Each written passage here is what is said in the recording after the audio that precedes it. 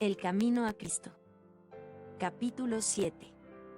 ¿Cómo lograr una magnífica renovación? Si alguno está en Cristo, es una nueva criatura. Las cosas viejas pasaron ya. He aquí que todo se ha hecho nuevo. Es posible que una persona no sepa indicar el momento y lugar exactos de su conversión, o que no pueda tal vez señalar el encadenamiento de circunstancias que la llevaron a ese momento, pero esto no prueba que no se haya convertido. Cristo dijo a Nicodemo: el viento de donde quiere sopla, y oyes su sonido, mas no sabes de dónde viene, ni a dónde va. Así es todo aquel que es nacido del Espíritu. Como el viento es invisible, y sin embargo, se ven y se sienten claramente sus efectos, así también obra el Espíritu de Dios en el corazón humano. El poder regenerador, que ningún ojo humano puede ver, engendra una vida nueva en el alma. Crea un nuevo ser conforme a la imagen de Dios. Aunque la obra del Espíritu es silenciosa e imperceptible, sus efectos son manifiestos. Cuando el corazón ha sido renovado por el Espíritu de Dios, el hecho se revela en la vida. Si bien no podemos hacer cosa alguna para cambiar nuestro corazón, ni para ponernos en armonía con Dios, si bien no debemos confiar para nada en nosotros mismos ni en nuestras buenas obras, nuestra vida demostrará si la gracia de Dios mora en nosotros. Se notará un cambio en el carácter, en las costumbres y ocupaciones. El contraste entre lo que eran antes y lo que son ahora será muy claro e inequívoco.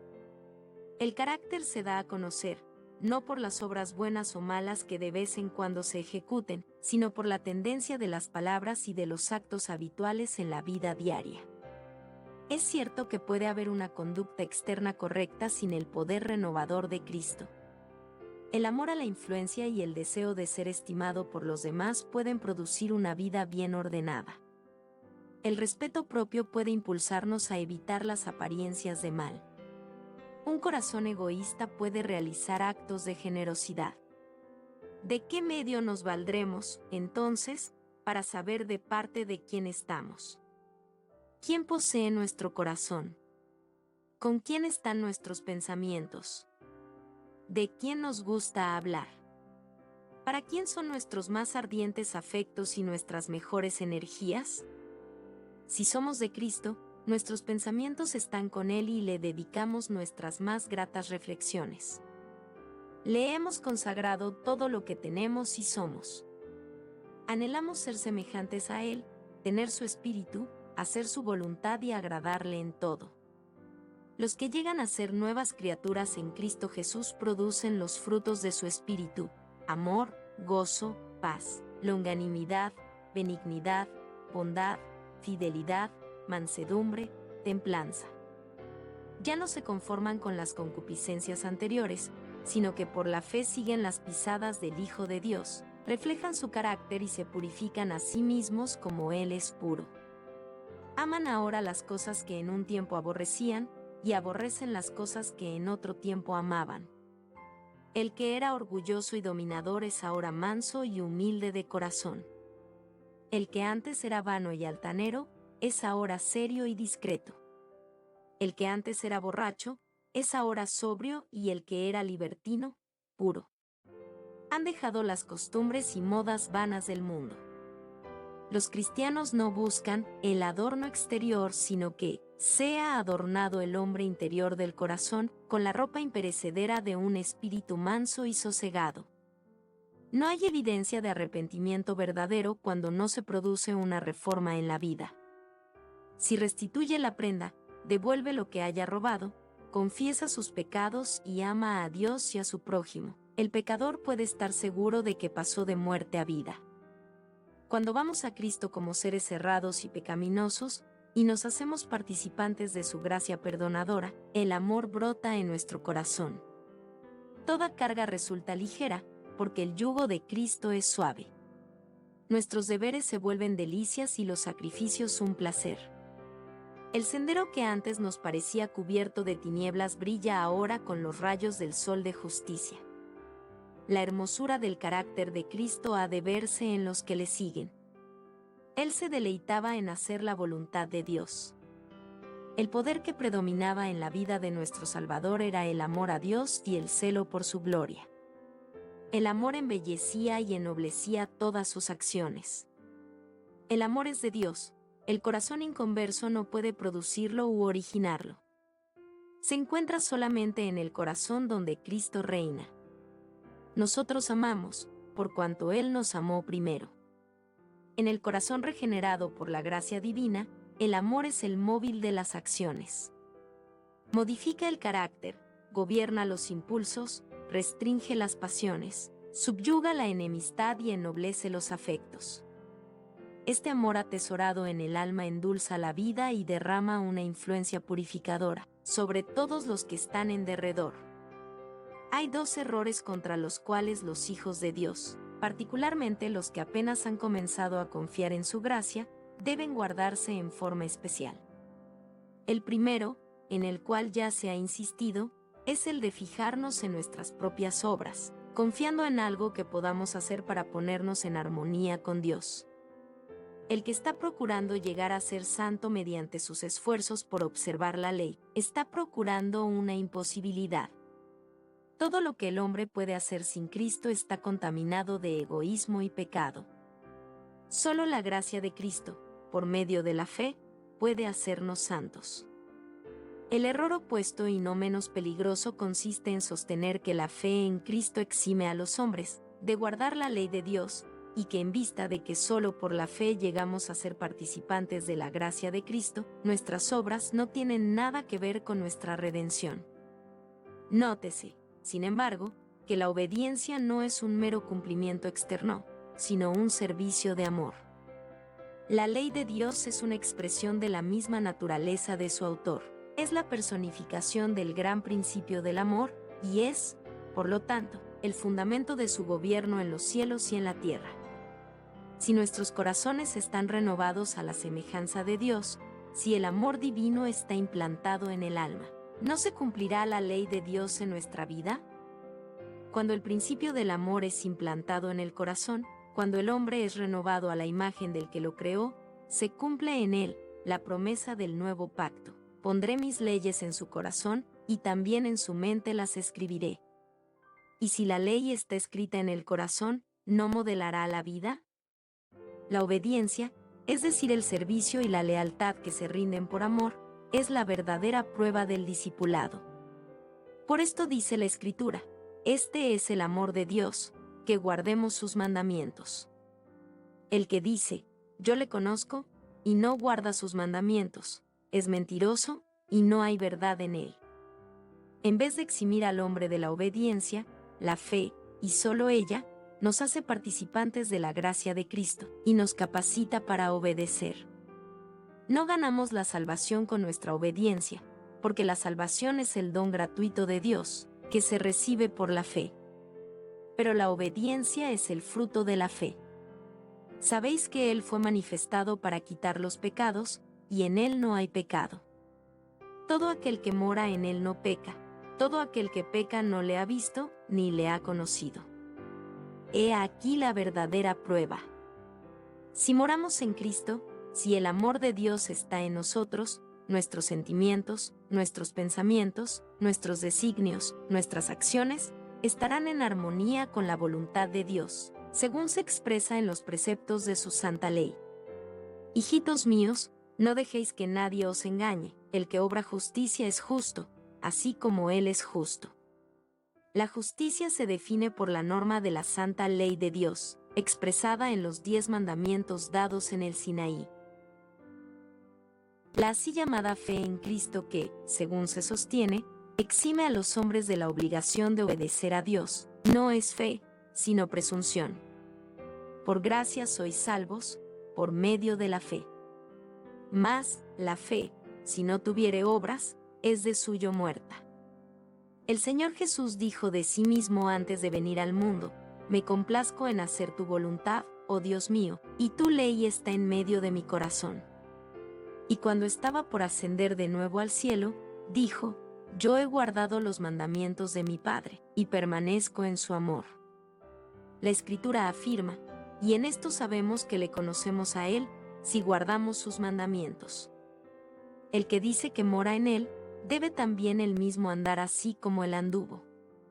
Pues que Cristo también sufrió por vosotros, dejándose ejemplo, para que sigáis en sus pisadas. La condición para alcanzar la vida eterna es ahora exactamente la misma de siempre, tal cual era en el paraíso antes de la caída de nuestros primeros padres. La perfecta obediencia a la ley de Dios, la perfecta justicia. Si la vida eterna se concediera con alguna condición inferior a esta, peligraría la felicidad de todo el universo. Se le abriría la puerta al pecado con toda su secuela de dolor y miseria para siempre. Antes que Adán cayese le era posible desarrollar un carácter justo por la obediencia a la ley de Dios. Mas no lo hizo, y por causa de su caída tenemos una naturaleza pecaminosa y no podemos hacernos justos a nosotros mismos. Puesto que somos pecadores y malos, no podemos obedecer perfectamente una ley santa. No tenemos justicia propia con que cumplir lo que la ley de Dios exige.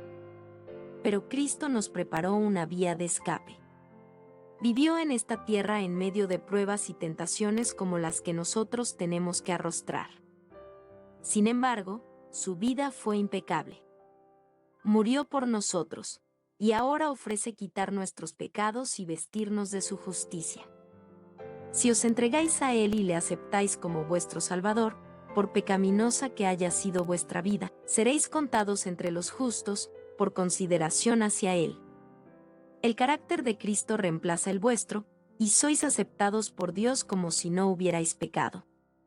Más aún, Cristo cambia el corazón, y habita en el vuestro por la fe. Debéis mantener esta comunión con Cristo por la fe y la sumisión continua de vuestra voluntad a Él. Mientras lo hagáis, Él obrará en vosotros para que queráis y hagáis conforme a su beneplácito. Así podréis decir, aquella vida que ahora vivo en la carne, la vivo por la fe en el Hijo de Dios, el cual me amó, y se dio a sí mismo por mí. Así dijo el Señor Jesús a sus discípulos, no sois vosotros quienes habláis, sino el Espíritu de vuestro Padre que habla en vosotros. De modo que si Cristo obra en vosotros, manifestaréis el mismo Espíritu y haréis las mismas obras que Él, obras de justicia y obediencia. Así que no hay en nosotros mismos cosa alguna de que jactarnos. No tenemos motivo para ensalzarnos. El único fundamento de nuestra esperanza es la justicia de Cristo que nos es imputada, y la que produce su Espíritu obrando en nosotros y por nosotros. Cuando hablamos de la fe debemos tener siempre presente una distinción. Hay una clase de creencia enteramente distinta de la fe. La existencia y el poder de Dios, la verdad de su palabra, son hechos que aún Satanás y sus huestes no pueden negar en lo íntimo de su corazón. La Escritura dice que los demonios lo creen y tiemblan, pero esto no es fe. Donde no solo existe una creencia en la palabra de Dios, sino que la voluntad se somete a Él, donde se le entrega el corazón y los afectos se aferran a Él, allí hay fe, una fe que obra por el amor y purifica el alma. Mediante esa fe el corazón se renueva conforme a la imagen de Dios. Y el corazón que en su estado inconverso no se sujetaba a la ley de Dios ni tampoco podía, se deleita después en sus santos preceptos y exclama con el salmista: «Oh cuánto amo tu ley, todo el día es ella mi meditación». Entonces la justicia de la ley se cumple en nosotros, los que no andamos conforme a la carne, mas conforme al Espíritu. Hay personas que han conocido el amor perdonador de Cristo y desean realmente ser hijos de Dios, pero reconocen que su carácter es imperfecto y su vida defectuosa, y propenden a dudar de si sus corazones han sido regenerados por el Espíritu Santo. A los tales quiero decirles que no cedan a la desesperación. A menudo tenemos que postrarnos y llorar a los pies de Jesús por causa de nuestras culpas y equivocaciones, pero no debemos desanimarnos. Aun si somos vencidos por el enemigo, no somos desechados ni abandonados por Dios. No, Cristo está a la diestra de Dios, e intercede por nosotros. Dice el discípulo amado: estas cosas os escribo, para que no pequéis. Y si alguno pecare, abogado tenemos para con el Padre, a saber, a Jesucristo el justo. Y no olvidéis las palabras de Cristo, porque el Padre mismo os ama. Él desea reconciliaros con Él, quiere ver su pureza y santidad reflejadas en vosotros. Y si tan solo estáis dispuestos a entregaros a Él, el que comenzó en vosotros la buena obra, la perfeccionará hasta el día de nuestro Señor Jesucristo. Orad con más fervor, creed más implícitamente. Cuando lleguemos a desconfiar de nuestra propia fuerza, confiaremos en el poder de nuestro Redentor y alabaremos a aquel que es la salud de nuestro rostro. Cuanto más cerca estéis de Jesús, más imperfectos os reconoceréis, porque veréis tanto más claramente vuestros defectos a la luz del contraste de su perfecta naturaleza. Esta es una señal cierta de que los engaños de Satanás han perdido su poder, y de que el Espíritu de Dios os está despertando. No puede existir amor profundo hacia el Señor Jesús en el corazón que no comprende su propia perversidad.